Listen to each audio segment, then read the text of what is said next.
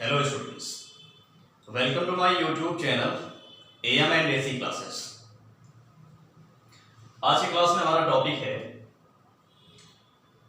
Chemistry first लिया हमने, class 11th chapter number 2। आपको पहला चैप्टर पढ़ाया जा चुका है। इस क्लास में हम बात करेंगे सेकंड चैप्टर पर, जो कि हमारा एटॉमिक स्ट्रक्चर है। ठीक है ना, एटॉमिक स्ट्रक्चर। और एटॉमिक स्ट्रक्चर में हमने जो टॉपिक लिया है सबसे पहला, वो है discovery of electron. Discovery of electron means यहां पर हम बात करेंगे discovery of fundamental particles of atom, electron, proton and neutron. तो सबसे पहले हम इलेक्ट्रॉन की बात करेंगे, फिर हम दूसरी क्लास में प्रोटॉन की बात करेंगे, फिर हम न्यूट्रॉन की बात करेंगे। मतलब इन टॉपिक्स को अलग अलग क्लास में डिस्कस किया जाएगा। ठीक है, लेकिन ये टॉपिक स्टार्ट करने से पहले आपको हम ये बताना चाहेंगे कि जो एटॉमिक स्ट्रक्चर है ये एक बड़ा चैप्टर है, एक लेंथी चैप्टर है। इस लेंथी चैप्टर को आसानी से पढ़ने और समझने के लिए हम क्या करेंगे, 2 क्लास में क्लासिफाई कर लेंगे। ठीक है ना, एक होता है हमारा क्लासिकल एटॉमिक स्ट्रक्चर और दूसरा होता है modern atomic structure. Classical atomic structure और दूसरा होता है मॉडर्न। ठीक है ना, आई होप आपको इतनी बातें समझ में आई होंगी कि एटॉमिक स्ट्रक्चर एक क्लासिकल मॉडल है और दूसरा मॉडर्न मॉडल है। कहने मतलब modern concept and classical concept. ठीक है, तो जो क्लासिकल एटॉमिक स्ट्रक्चर है इसको हम एंशिएंट भी कह सकते हैं, मतलब पहले वाला, या फिर स्टार्टिंग का भी बोल सकते हैं। लेकिन जो मॉडर्न है वो इस समय चल रहा है और मॉडर्न पर हम लोग ज्यादा डिपेंड रहते हैं।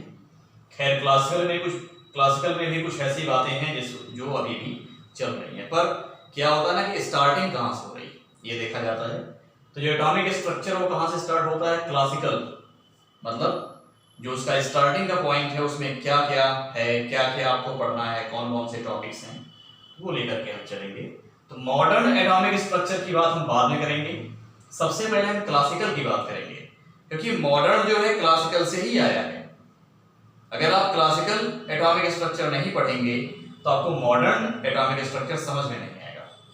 इस वजह से पहली प्रायोरिटी ये है कि क्लासिकल एटॉमिक स्ट्रक्चर क्या है पहले इसको समझा जाए। ठीक है ना, ओके, तो स्टार्ट करते हैं। क्लासिकल एटॉमिक स्ट्रक्चर में ध्यान रखना ये कौन सा है, क्लासिकल है। Classical atomic structure, classical atomic structure में सबसे पहला टॉपिक हमारा आता है discovery of electron. Discovery of electron, जिसको हम देख लेते हैं।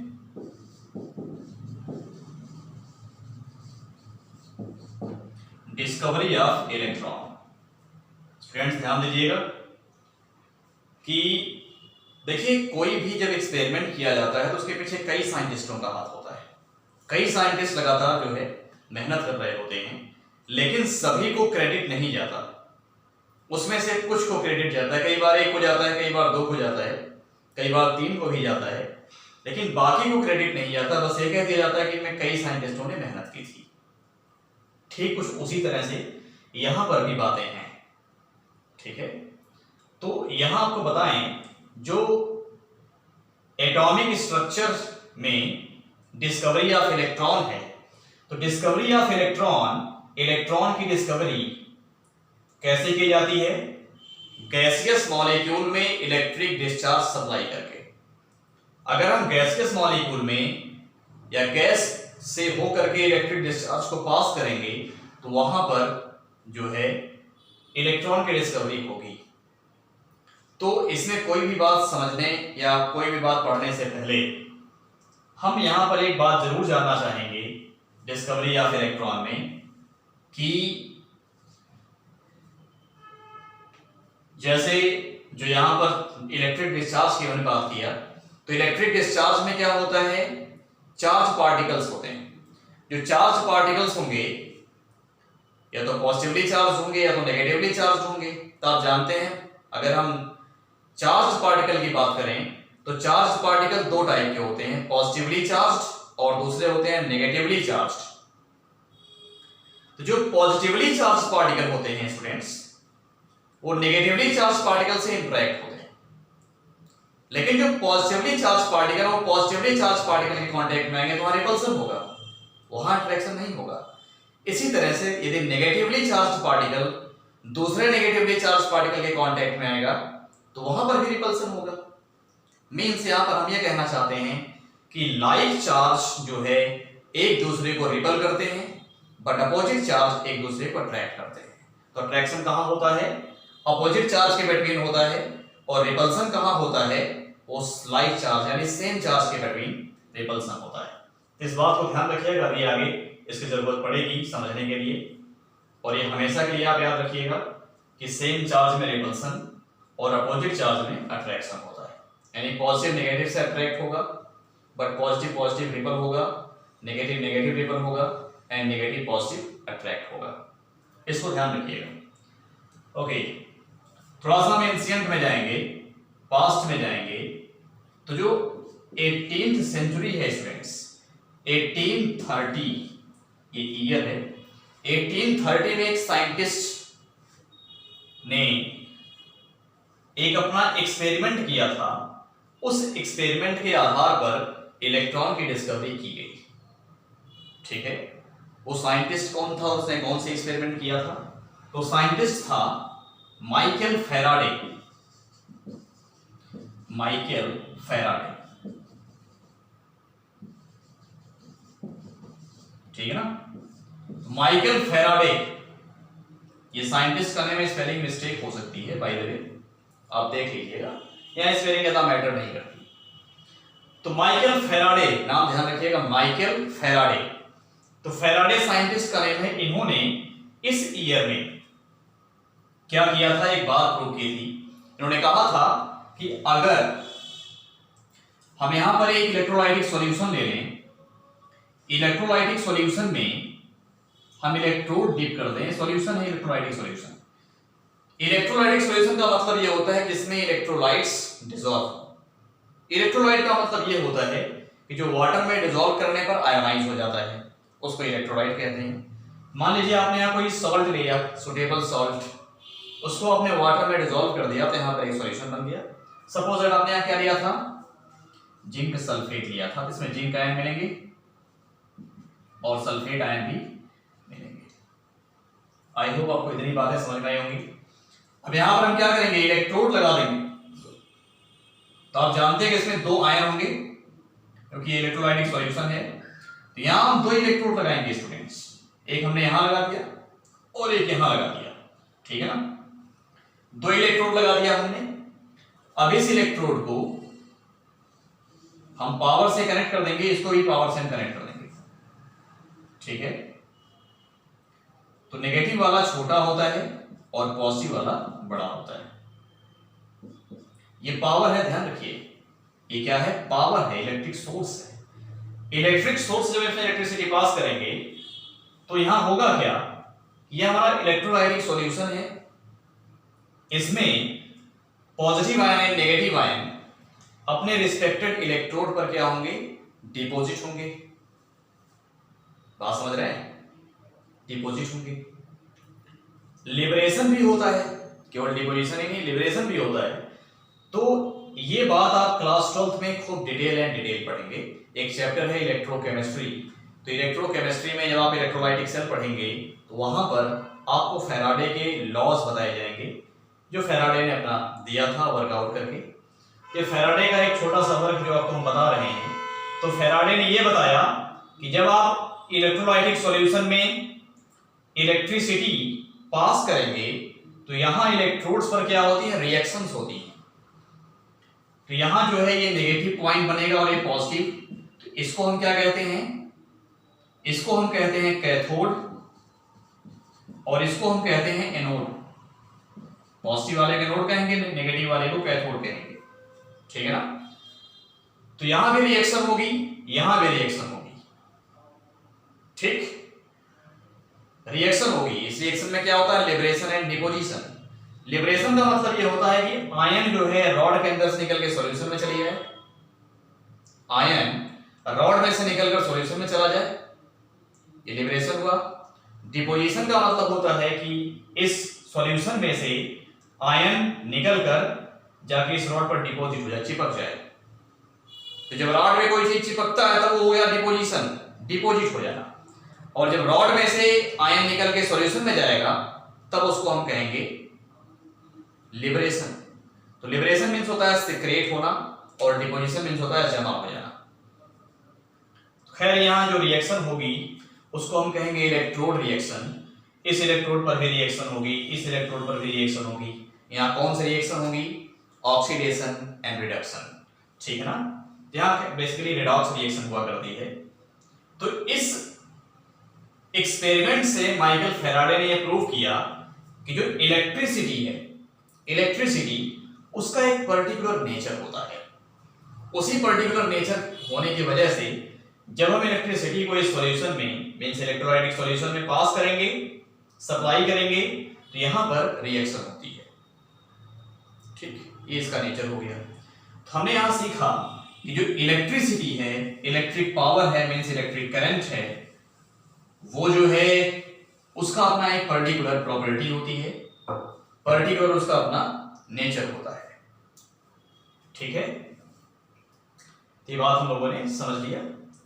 अब इसी बेसिस पर हम ये देखेंगे कि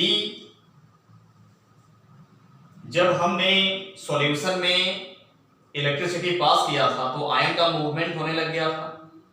जो आयन का मूवमेंट हो रहा है यही इलेक्ट्रिसिटी का, आयन का जो मूवमेंट हो रहा है वही आयन का मूवमेंट ही इलेक्ट्रिक करंट को क्या कह रहा है, कैरी कर रहा है। क्या कर रहा है, कैरी कर रहा है। मतलब जो आयंस हैं वो जब सॉल्यूशन में मूव करेंगे और हम इलेक्ट्रिसिटी प्रोवाइड करेंगे उसको, उसमें इलेक्ट्रिसिटी सप्लाई करेंगे, तो उस इलेक्ट्रिक करंट को कैरी करने में हेल्प कौन करता है या कैरी कौन करता है। तो ध्यान रखिए स्टूडेंट्स, जो उसके अंदर आयन मौजूद है वही इलेक्ट्रिक करंट को कैरी करते हैं। ठीक है, तो ये इसका पर्टिकुलर नेचर हो गया इलेक्ट्रिसिटी का। तो इसी तरह से माइकल फैराडे ने 1850 के आसपास, खैर कई साइंटिस्टों ने करीब 20 साल बाद, आफ्टर 20 ईयर 20 साल बाद कई साइंटिस्टों ने वर्क किया, mainly Michael Faraday. Michael Faraday ने क्या किया, इन्होंने बताया कि जब हम ग्लास से बनी हुई, यहां पर लिख देते हैं, हम एक ग्लास बना देते हैं स्टूडेंट्स, ध्यान रखिएगा।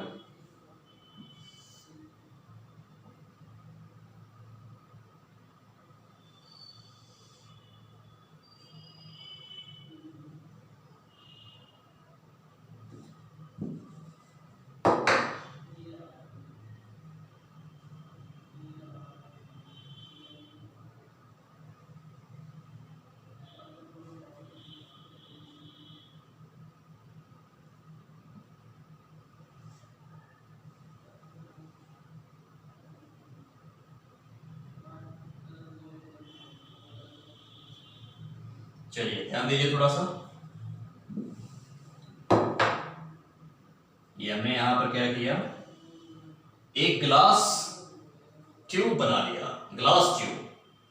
तो मेरा डायग्राम बना लेते, फिर बताते हैं आपको कि इसने क्या बताया था इसके बारे में।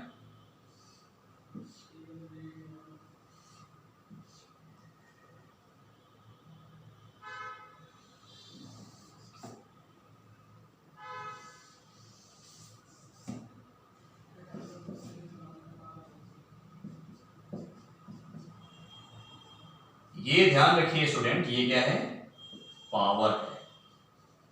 पावर का मतलब इलेक्ट्रिक सोर्स, ठीक है ना। यहां नेगेटिव आएगा, यहां पर पॉजिटिव आएगा, बिकॉज हमने इसको पॉजिटिव एंड से जोड़ा है, और यहां नेगेटिव आएगा बिकॉज हमने इसको नेगेटिव एंड से जोड़ा है इलेक्ट्रिक सोर्स के।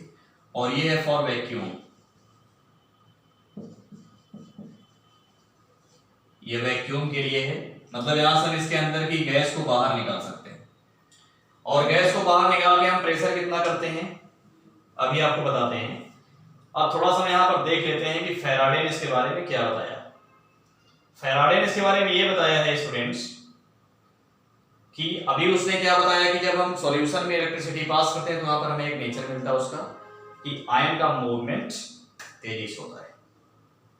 उसी प्रकार जब हम गैस में मतलब गैसियस मॉलिक्यूल से होकर के या गैस के पार्टिकल से होकर के इलेक्ट्रिसिटी को पास कराएंगे, जिसको हम इलेक्ट्रिक डिस्चार्ज नाम दे रहे हैं कि इलेक्ट्रिक डिस्चार्ज को उससे होकर के पास कराएंगे, तो क्या होगा, वहां पर कुछ होगा। वहां क्या होता है, उसने कहा वहां एक रेज उत्पन्न हो जाती है। उस रेज का नाम क्या है, कैथोड रेज, बिकॉज वो रेज कहां से निकलती है, कैथोड प्लेट से। ये हमारा है कैथोड और ये है एनोड। तो उसने कहा कि जब हम एक ग्लास की बनी हुई ट्यूब ले लेते हैं और उस ग्लास ट्यूब में दो मेटल की पतली पतली प्लेट लगा देते हैं, मतलब स्लिट लगा देते हैं, और इन स्लिट्स को जो है जब हम जो है हाई वोल्टेज वाले पावर के साथ कनेक्ट कर देते हैं तो यहां पर ये एनोड बन जाता है और ये कैथोड बन जाता है, because it is cathode, it is anode. और यहां से हम क्या करते हैं कि एयर को बाहर निकाल देते हैं, तो इसमें एयर कम हो जाती है, तो एयर प्रेशर कम हो जाता है। तो यहां पर लो एटमॉस्फेरिक प्रेशर होगा, लो प्रेशर और हाई वोल्टेज। तो जब लो प्रेशर पर यहां पर हाई वोल्टेज सप्लाई करते हैं, इलेक्ट्रिक डिस्चार्ज पास करते हैं, तो यहां इस कैथोड प्लेट से कुछ रेज डेवलप हो जाती है, कुछ रेज जो है क्रिएट हो जाती है। रेज का मतलब किरण, कुछ रेज जो है डेवलप हो जाती हैं और वो रेज जो है यहां से निकल करके दूसरी तरफ जाती हैं। ठीक है, ये इसने बात बताई।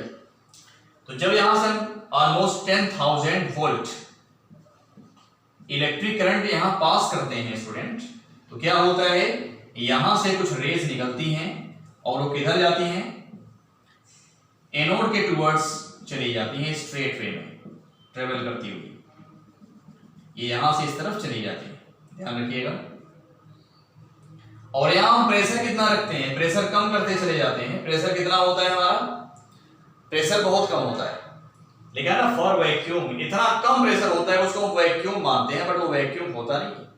वैक्यूम का मतलब बिल्कुल गैस के मॉलिक्यूल्स हो ही ना, एक भी मॉलिक्यूल ना हो गैस का, तब उसको हम वैक्यूम कहेंगे। लेकिन अगर एक भी गैस का मॉलिक्यूल आ गया तो उसको हम कहेंगे ये वैक्यूम नहीं है। बट उस मॉलिक्यूल को हम नेग्लेक्ट करके ये बोल देते कि वैक्यूम हो गया। तो खैर यहां पर वैक्यूम के लिए पंप लगाया हमने, इसकी सहायता से इसके एयर को बाहर निकालेंगे तो एयर प्रेशर कम होता जाएगा।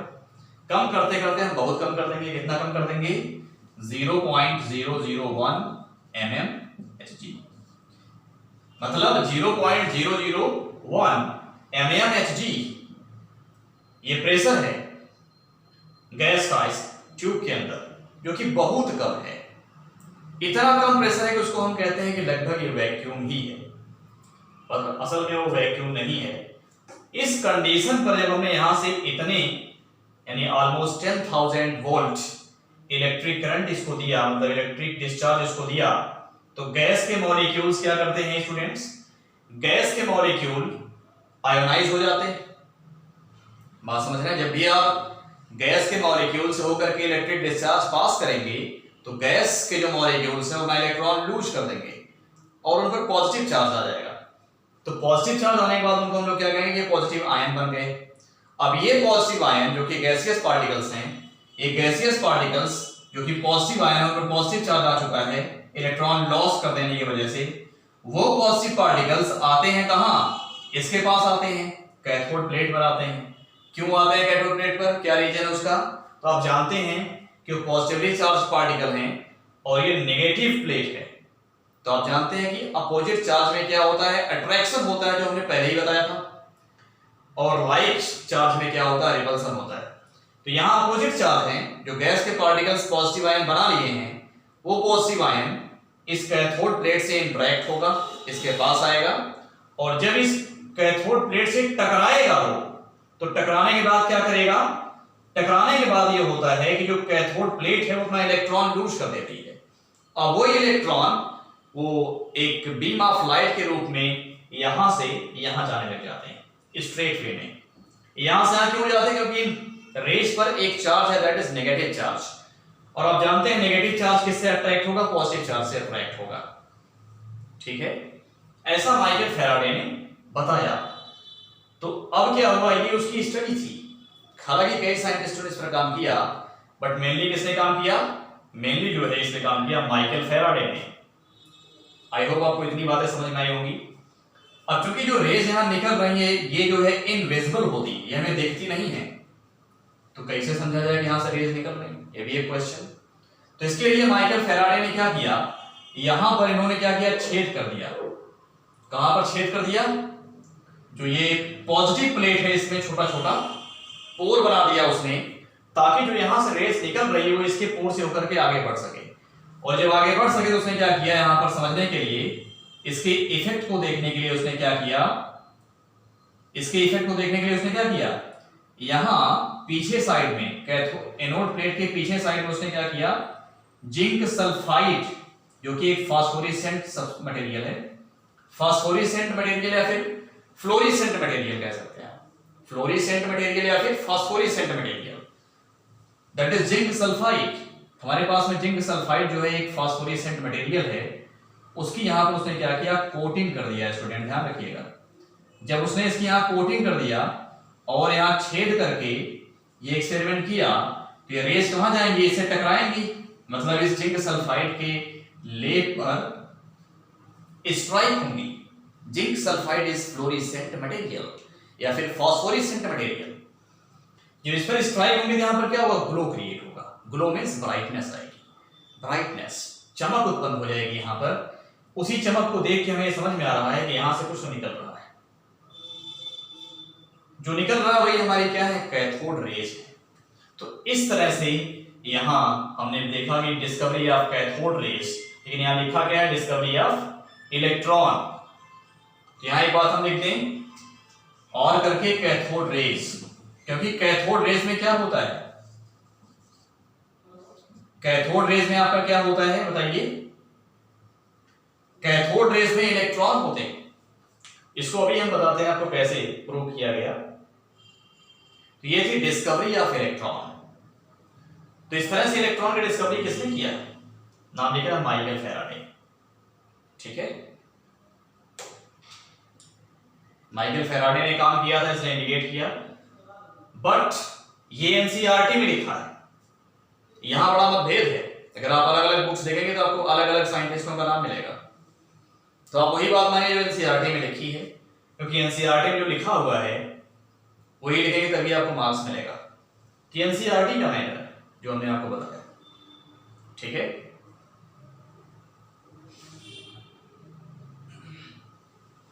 ओके, तो अब नेक्स्ट पॉइंट इसमें आता है प्रॉपर्टीज ऑफ कैथोड रेज, हम डिस्कस करेंगे। अच्छा, ये बात जब इसने 1830 में क्या किया था, अभी हमने बताया कि इसने वो इलेक्ट्रिसिटी पास किया था सॉल्यूशन में, और ये कब किया, ये इसने किया 1850 में, ये इसने किया स्टूडेंट 1850, ठीक, ईयर याद रखिएगा। नेक्स्ट पॉइंट आता है वो प्रॉपर्टीज ऑफ कैथोड रेज, तो उसको देख लीजिए, प्रॉपर्टीज ऑफ कैथोड रेज। तो आपको बता दें यहां अलग अलग साइंटिस्टों के नहीं मिलेंगे, तो आप ध्यान रखिए जो एनसीईआरटी में लिखा है आप उसी को फॉलो करिए, बेटर होगा आपके लिए, कि वही सही माना जाता है। बाकी सही होने के बाद भी गलत कर दिया जाता है, इसलिए आपको हम यही राय देंगे कि जो एनसीईआरटी में लिखा है वही आप लिखिए, ठीक है ना। Okay, coming to the points. कहीं कहीं जैसे थॉमसन में लिखा है, क्या करेंगे आप, तो प्रॉपर्टीज ऑफ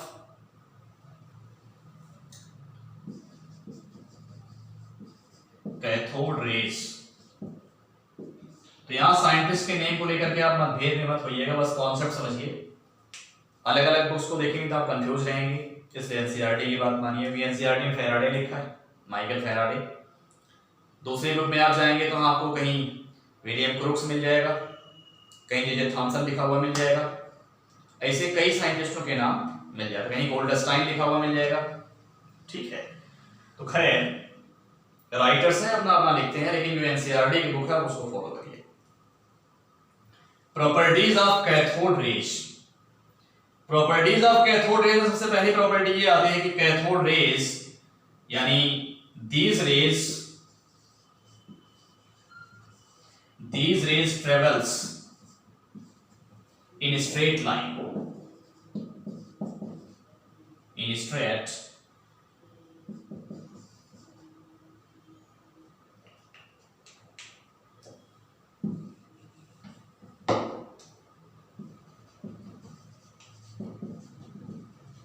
स्ट्रेट लाइन बोल सकते हैं, फिर स्ट्रेट वे बोल सकते हैं, ठीक है। सीधी रेखा में सीधा सीधा चलती है, कहीं पर मुड़ती नहीं है। इसको हम कैसे समझें सीधा चलती है? इसके लिए अगर आपने यहाँ कैथोड प्लेट ले लिया तो यहां से रेस निकलेगी, ये रेस निकल रही है, ये सीधे सीधे जा रही हैं और ये साथ साथ इनविजिबल भी होती हैं। बताया था कभी हमने आपको। जब इनके पाथ में हम एक ऐसा सब्सटेंस रख देंगे जो इनट्रांसपेरेंट होगा, भाई ये सीधी रेखा में चलते हैं, इसको प्रूव कैसे किया जाए? ये रेस जो है सीधे रेखा में चलती हैं, तो इसको प्रूव कैसे किया जाए? इसको प्रूव करने के लिए हम क्या करेंगे, एक कैथोड रेस के पाथ में एक इनट्रांसपेरेंट सब्जेक्ट रख देंगे या फिर ऑब्जेक्ट, कोई भी सब्सटेंस ऐसा ले लेंगे जो ट्रांसपेरेंट ना हो। जब उसको यहां रख देंगे तो उसकी छाया पीछे बनेगी। ऐसा करके देखा गया है, जब इसको हम रखते हैं स्टूडेंट तो क्या होता है, इसकी पीछे एक शैडो बन जाती है। ये शैडो जो बन रही है प्रूव कर रही है कि जो कैथोड रेस हैं इससे स्ट्राइक होकर के अपने ही मीडियम में वापस लौट आती है।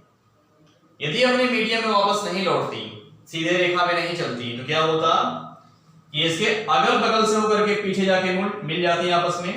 जब ये पीछे जाके मिल जाती तो इसकी शैडो यहां पर नहीं बनती। तो शैडो बनना यह प्रूव कर रहा है कि ये रेज जो है स्ट्रेट वे में ट्रेवल कर रही हैं, और जब उनके पास में हमने एक ऑब्जेक्ट रख दिया दैट इज ट्रांसपेरेंट इनट्रांसपेरेंट ऑब्जेक्ट जो ट्रांसपेरेंट नहीं है, तो हमने देखा कि उसके पीछे एक शैडो बनी, क्योंकि ये रेज जो है सीधा चल रही है, अगल बगल से नहीं निकल पा रही है, और उसे स्ट्राइक होकर के उसे टकरा करके अपने ही मीडियम में वापस लौट आई। ये पहली प्रॉपर्टी हो गई। नेक्स्ट दूसरी प्रॉपर्टी देख लेते हैं इसकी स्टूडेंट्स। जो दूसरी प्रॉपर्टी वो क्या है कि जब हम कैथोड रेस को when cathode rays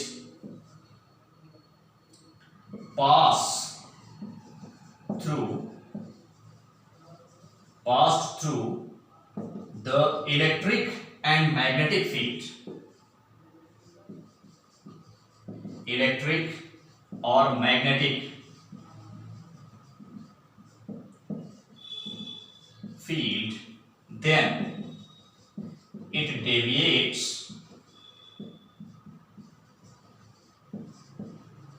from its path। बात समझ गए आप? मतलब जब कैथोड रेस को हम इलेक्ट्रिक या मैग्नेटिक फील्ड से पास करते हैं तो ये अपने पाथ से क्या होती है, डेविएट हो जाती है स्टूडेंट्स। जैसे मान लीजिए आपने यहां पर क्या लगा दिया, एक प्लेट यहां लगाया, एक प्लेट आपने यहां लगाया, यहां नेगेटिव कर दिया आपने और यहां पॉजिटिव कर दिया। आपने यहां पर क्या लिया, एक कैथोड प्लेट ले लिया, यहां से कैथोड रेज एमिट हो रही है।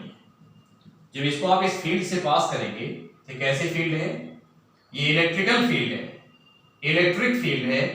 तो जब इसको हम इलेक्ट्रिक फील्ड से पास करेंगे तो अपने पास से क्या हो रही है, डेविएट हो जा रही है।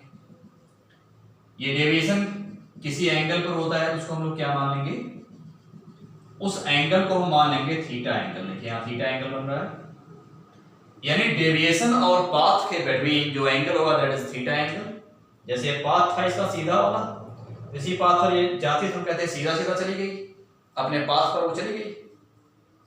लेकिन जब वो अपने पाथ से डेविएट हो गई, किसी एंगल पर डेविएशन हुआ होगा।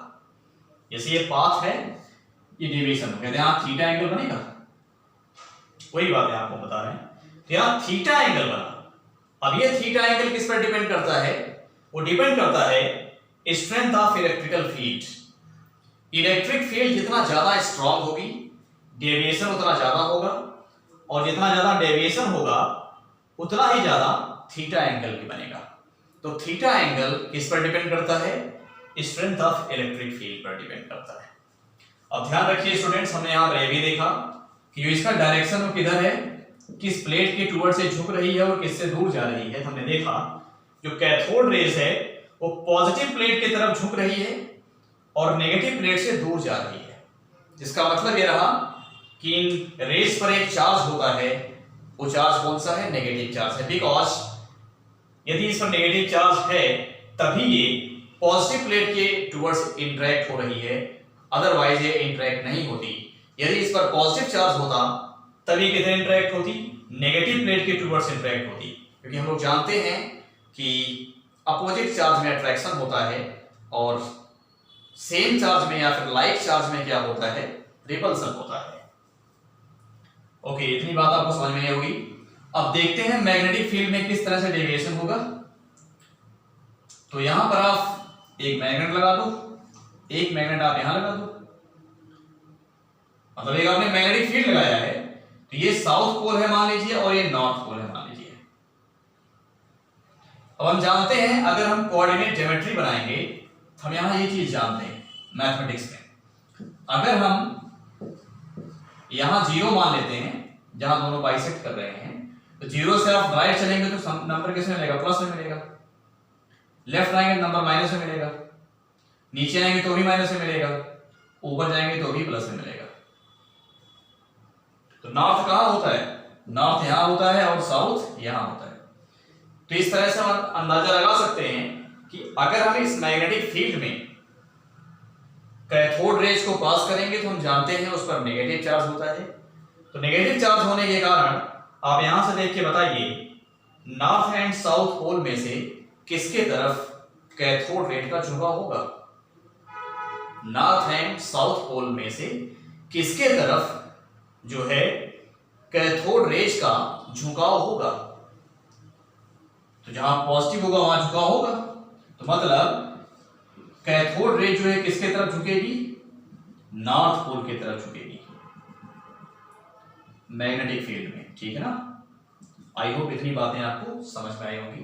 तो यहां पर भी स्टूडेंट ध्यान रखिए थीटा एंगल बन रहा है। जैसे हमने इलेक्ट्रिक फील्ड के लिए बताया कि थीटा एंगल किस पर डिपेंड करता है? Strength of electric field. ठीक उसी तरह यहां जो थीटा एंगल वो किस पर डिपेंड करेगा? Strength of magnetic field. इससे हमें आइडिया लग गया इस वाले पॉइंट से कि जो कैथोड रेज है वो चार्ज होती है, उस पर कौन सा चार्ज होता है? नेगेटिव चार्ज होता है। इसको ध्यान रखिएगा, इस पर चार्ज कौन सा होता है? Negative charge. नाउ इसमें एक और पॉइंट आता है जो कि बड़ा इंपॉर्टेंट पॉइंट है। Cathode rays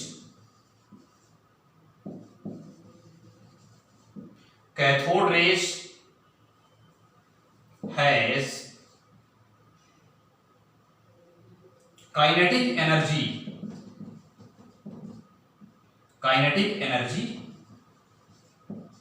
and particles. अब ध्यान रखिए इसमें पॉइंट बताया गया कि कैथोड रेज में क्या होता है? काइनेटिक एनर्जी होती है और पार्टिकल्स भी होते हैं। इस बात को हम कैसे प्रूव करें स्टूडेंट्स? तो बड़ा आसान तरीका है इसका। हम यहां पर कैथोड रेज ले लेंगे, कैथोड प्लेट, यहां से हमने कैथोड रेज एमिट किया ये इस तरह से। जब यहां से हम कैथोड रेज एमिट करते हैं तो इसका डायरेक्शन ये है, सीधा जा रही है, और इसके पास में हम क्या करते हैं? एक पिन व्हील रख देते हैं। जब हम पिन व्हील रखते हैं स्टूडेंट तो ये इस पर जाकर के स्ट्राइक होगी पिन व्हील पर, यानी जो कैथोड रेज है वो इस पिन व्हील पर, पिन व्हील मतलब चक्र, इस पिन व्हील पर क्या होंगे? ये स्ट्राइक होंगे। कौन? Cathode rays. जब कैथोड रेज इस पिन व्हील पर स्ट्राइक होंगी तो इसको एक डायरेक्शन मिल जाता है जिस डायरेक्शन में मूव करने लग जाती है। ऐसा देखा गया एक्सपेरिमेंट करके कि जब इस पर डाला गया तो घूमने लगी एक पर्टिकुलर डायरेक्शन में, क्लॉकवाइज या फिर एंटी क्लॉकवाइज। ठीक है, जहां हमने एंटी क्लॉकवाइज बनाया है इसको आप क्लॉकवाइज भी बना सकते हैं, नो डाउट। हमने लेकिन यहाँ पर एंटी क्लॉकवाइज इसको बना रखा है स्टूडेंट्स। तो ये एक्सपेरिमेंट ये प्रूव करता है कि जो ये पिन व्हील है ये एक पर्टिकुलर डायरेक्शन में मूव करने लगी। पर्टिकुलर डायरेक्शन में मूव करने के लिए इसको दो चीजों की आवश्यकता होगी, एक तो पार्टिकल्स जो इस रेंज में होने चाहिए और दूसरा एनर्जी जो इस रेंज में होनी चाहिए। एनर्जी मिलेगी तो मूव करेगा, मूवमेंट होगा इसमें, लेकिन पर्टिकुलर डायरेक्शन इसको तब मिलेगा जब इसके अंदर पार्टिकल्स होंगे, क्योंकि पार्टिकल्स क्या करेंगे कि स्पिन व्हील से एक प्रॉपर मैनर में टकराते रहेंगे, कोलाइड होते रहेंगे एक प्रॉपर मैनर में, जिससे उसको एक डायरेक्शन मिल जाएगा क्लॉकवाइज या फिर एंटी क्लॉकवाइज। तो आपने इस एक्सपेरिमेंट से समझ लिया कि कैथोड रेज में काइनेटिक एनर्जी भी होती है और साथ साथ क्या होता है, पार्टिकल्स भी होता है।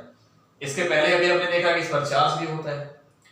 तो आपको बता दें यहाँ पे कि कैथोड रेज जिस छोटे पार्टिकल से मिलकर बनी होती है उसी को हम लोग क्या कहते हैं, इलेक्ट्रॉन कहते हैं। कैथोड रेज जिन छोटे पार्टिकल से मिलकर बनी होती है उसी को हम लोग इलेक्ट्रॉन कहते हैं। उस पर चार्ज कौन सा होता है, नेगेटिव होता है, इतना ध्यान रखिएगा, ठीक है। अच्छा, अब इसमें नेक्स्ट पॉइंट ये आता है कि कैथोड रेज यदि जिंक सल्फाइड प्लेट पर स्ट्राइक करी जाए तो ये क्या करती है, ग्लो उत्पन्न करती है, यानी ब्राइटनेस क्रिएट करती है। तो लिख देंगे यहां पर इट क्रिएट ग्लो या it produce glow on ZnS plate. Plate हमने बना लिया मटेरियल। अच्छा, इस बात को देख करके हम ये भी बता सकते हैं, जैसे आप लोग टेलीविजन देखते हैं, टीवी देखते हैं आप लोग टेलीविजन घर पे, तो अब तो खैर एलईडी आती है जो दीवार पर टांगी जाती है, उसकी बात छोड़िए, कभी बाद में, कभी जो है उसकी बात हम बाद में कर लेंगे। जो एलईडी टेलीविजन पर एलईडी जो है दीवार पर टांगी जाती है उसकी बात हम बाद में कर लेंगे। जो पहले वाली टेलीविजन आती थी जो पीछे हल्का सा निकली हुई रहती, आगे स्क्रीन लगा है, पीछे की तरफ उसका सिस्टम बना होता था। तो ध्यान रखिए, आप सुने होंगे टेलीविजन में क्या होता है, पिक्चर ट्यूब होता है, सुना होगा ना आपको, पिक्चर ट्यूब। जो पिक्चर ट्यूब होता है एक्चुअल में वो डिस्चार्ज ट्यूब की तरह होता है, जो भी आपने पढ़ा था डिस्कवरी या फिर इलेक्ट्रॉन में, ठीक। तो होता क्या है कि उसमें हम इलेक्ट्रिसिटी पास करते हैं लो प्रेशर पर, तो वहां कैथोड रेज प्रोड्यूस होती है। अब वो कैथोड रेज प्रोड्यूस होकर के कहां जाएगी, एनोड की तरफ जाएगी। जो एनोड वो कहां होता है, आपके स्क्रीन जो टेलीविजन का स्क्रीन है वो एनोड होता है, वहां एनोड रहता है। और अंदर ही क्या होता है कि वहां पर जिंक सल्फाइड प्लेट या फिर दूसरा कोई फास्फोरेसेंट या फिर फ्लोरेसेंट मटेरियल की कोटिंग की जाती है स्क्रीन के चारों तरफ। जैसे मान लो टेलीविजन है, ये टेलीविजन का स्क्रीन है, यहाँ किनारे किनारे आप देखेंगे एक कोटिंग की जाती है, कुछ ब्लैक सब्सटेंस होता है। ये जो कोटिंग है किसकी होती है, ये किस चीज की बनी होती है स्टूडेंट्स, तो बनी होती है आपकी जिंक सल्फाइड प्लेट भी हो सकता, जिंक सल्फाइड का भी बना हो सकता है, या कोई दूसरा फ्लोरेसेंट या फास्फोरेसेंट मटेरियल हो सकता है, ठीक है ना, जिसकी कोटिंग यहां पर की जाती है। और इसके पीछे वाले हिस्से में कुछ इस तरह से आप देखे होंगे, तो पीछे की तरफ आप जाएंगे तो एक ट्यूब बना होता है जिसको बोलते हैं पिक्चर ट्यूब। तो यहाँ स्क्रीन में अंदर की तरफ इसी के पास क्या होता है, एनोड होता है, और पीछे वाले हिस्से में क्या होता है, कैथोड होता है। तो वहां जो रेज निकलती है कैथोड रेज, वो निकल करके आती है एनोड की तरफ, तो वहां पोर्स होते हैं, उन्हीं पोर्स में से आगे वो स्क्रीन पर आती है, जो यहाँ ये लगे हैं, क्या नाम है इनका, फास्फोरेसेंट मटेरियल। इन पर जब वो स्ट्राइक होती है तो ग्लो क्रिएट करती है। वही ग्लो आपको झिलझिलाता हुआ दिखाई देता है पूरे टेलीविजन में, इस तरीके से झिलझिलाता हुआ दिखाई देगा। अब इसके बाद से हम डेटा वोटा कनेक्ट करके इसमें दूसरी चीजें ट्रांसफर करते हैं जो हम लोग देखते हैं। तो कहने का मतलब ये है कि जो आपने ये वाला पॉइंट पढ़ा कि कैथोड रेज जिंक सल्फाइड या फिर फास्फोरेसेंट या फ्लोरेसेंट मटेरियल पर ग्लो क्रिएट करता है, इसी प्रॉपर्टीज की वजह से हमने क्या किया, टेलीविजन बना लिया, ठीक है। तो टेलीविजन कैसे बना, कैथोड रेज की इस प्रॉपर्टी के कारण बना, नहीं तो ना बन पाया होता। आई होप आपको ये बात समझ में आई होगी। एक और पॉइंट इसमें देख लेते हैं, एक नहीं दो पॉइंट और दो प्रॉपर्टीज। नेक्स्ट प्रॉपर्टी इसमें आती है कैथोड रेस की, कि जो कैथोड रेस है ये गैसों को क्या कर देती है, आयोनाइज कर देती है, लेकिन it ionize the gaseous molecules, gaseous, it ionize the gaseous molecules, ये गैसियस मॉलिक्यूल्स को जो है आयोनाइज कर देती है। जैसा अभी आपने डिस्कवरी ऑफ कैथोड रेस, हमने जब यहाँ पर एक ग्लास ट्यूब बनाया था तो वहां पर कुछ MnHg में प्रेशर लिया था, वहां कुछ गैसियस मॉलिक्यूल्स थे, हमने आपको बताया कि वो गैसियस मॉलिक्यूल क्या होते हैं, आयोनाइज हो जाते हैं।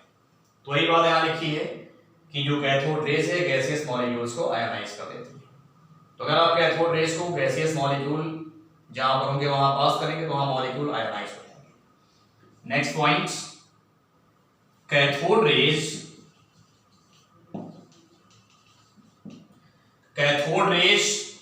क्या करती हैं, प्रोड्यूस एक्सरे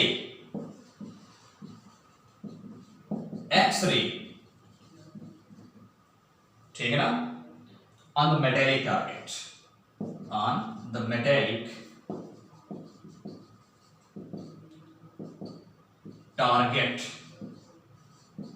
मेटेलिक टारगेट का मतलब मेटल का थोड़ा सैंपल ले लिया हमने, किसी मेटल का सैंपल ले लिया और उसके सरफेस पर हमने क्या किया, मेटल, जैसे मान लो हमारा हाथ मेटल है तो इसको हम कहेंगे मेटल का सैंपल मींस मेटेलिक टारगेट हो गया। अब इस मेटेलिक टारगेट पर हम क्या करेंगे, कैथोड रेस को पास करेंगे तो इसको एब्जॉर्ब कर लेगा और एक दूसरी रेस निकालेगा, जो दूसरी रेस निकलेगी उसको हम लोग क्या कहेंगे, एक्सरे कहेंगे, क्योंकि उसका कोई नेम नहीं है। तो कोई नेम ना होने के कारण उसको हम लोग क्या कहते हैं, एक्सरे कहते हैं। उसका हम डायग्राम यहाँ पर बना दे रहे हैं स्टूडेंट्स, ध्यान रखिए। ये हमारा कैथोड प्लेट है और हमने यहाँ पर क्या किया, एक मेटेलिक टारगेट ले लिया। तो जब यहां से हम इस कैथोड रेस को इस पर लाके स्ट्राइक कराएंगे, ठीक है ना, इस पर रोकेंगे लाके, तो जो मेटेलिक टारगेट वो क्या करेगा, इनका डायरेक्शन देखिए ये है, ये मेटेलिक टारगेट क्या करेगा कि इन रेस को एब्जॉर्ब कर लेगा और एब्जॉर्ब करने के बाद एक अलग तरह की रेस एमिट करता है। और जब इन रेस की हम प्रॉपर्टीज को चेक करते हैं तो हम पाते हैं कि इनकी प्रॉपर्टी से अलग होती है, इनका डायरेक्शन ये है। तो ये है कैथोड रेस और ये क्या है, एक्स-रे, और ये क्या है, मेटेलिक टारगेट। आई होप आपको इतनी बातें समझ में आई होंगी। और इसी एक्सपेरिमेंट के हेल्प से जो हेनरी मोजले नाम का एक साइंटिस्ट है, उसने मॉडर्न पीरियोडिक टेबल बना दिया पूरा, ठीक है। तो खैर हम डिस्कस करेंगे उसने यहाँ पर क्या किया था और कैसे पीरियोडिक टेबल बनाया, जब हम उस टॉपिक पर आएंगे तो डिस्कशन करेंगे। तो ये था discovery of cathode rays and properties of cathode rays and electron. तो आई होप इसमें आपको सारी बातें समझ में आई होंगी। तो इस क्लास में स्टूडेंट्स इतना ही। ओके, जय भारत।